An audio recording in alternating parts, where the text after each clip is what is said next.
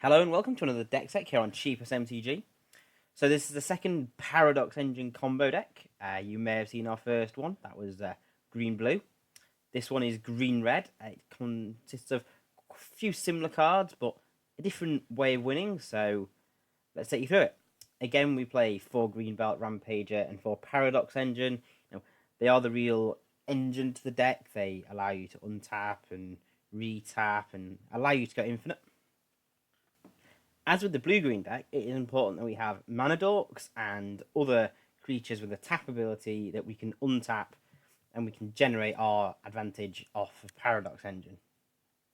However, with the green-red version, it's important that one of your mana dorks is a servant of the conduit, one of your mana dorks is not a servant of the conduit, and then we're using Ovia Pashiri, because she's a green token producer. There are other options you could use here. Say, Master Trinketeer has a token producing effect, but it's also white.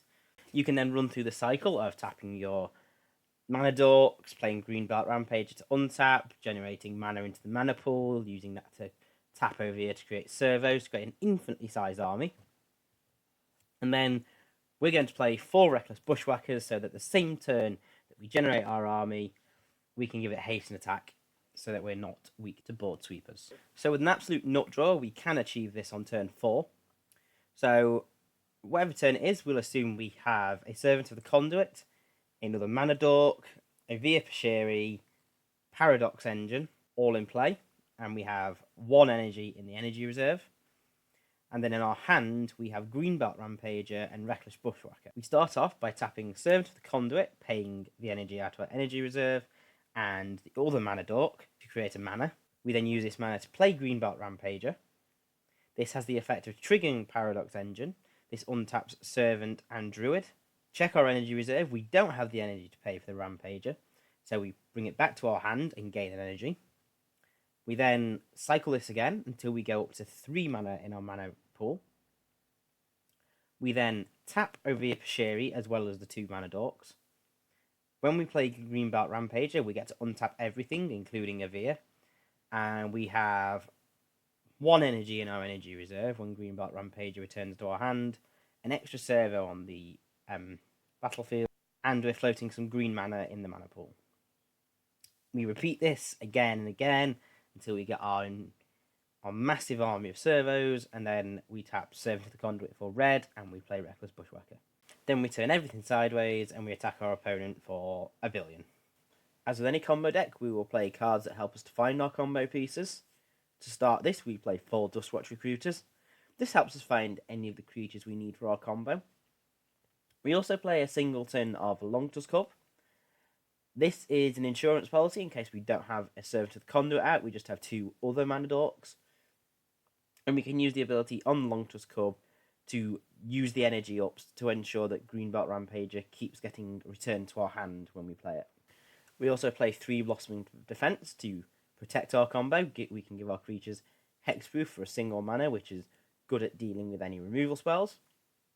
And then we play a copy of Grapple with the Past and 4 copies of Vessel of Nascency to help us find the combo. Grapple is great as it can take creatures out of your graveyard, and Vessel helps us to find the artifacts and the creatures, so just a great card for this deck.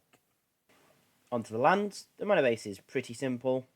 We're a 2-colour deck with not too stringent colour requirements. We are only playing 1 red card. However, we do want to make sure we have enough lands for that red card, so we play 4 Cinderglade, 4 Game Trail, and 4 Aether Hub. These are all dual lands that have the ability to come into play untapped. The rest of the mana base is just basic lands. We have a much greater need for green mana.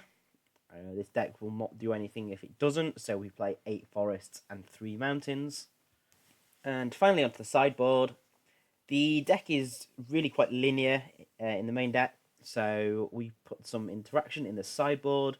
We have 2 copies of Natural State, 1 copy of Appetite for the Unnatural, purely to deal with any artifacts that are lying about. We don't have access to blue, so we can't rely on countering them, so we do need removal for them.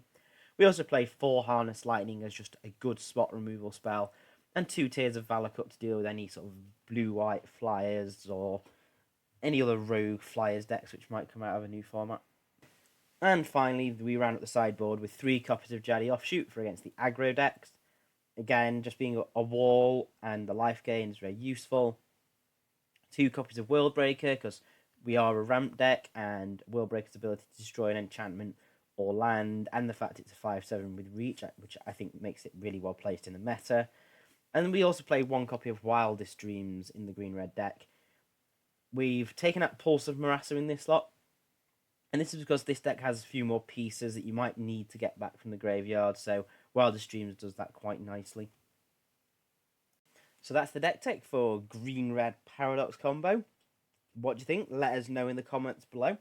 Obviously, it's slightly different. It has a few more movable pieces to the green-blue combo deck, and I think the green-blue deck is probably better, but if you love tokens like I do, you'll be giving this one a go as well.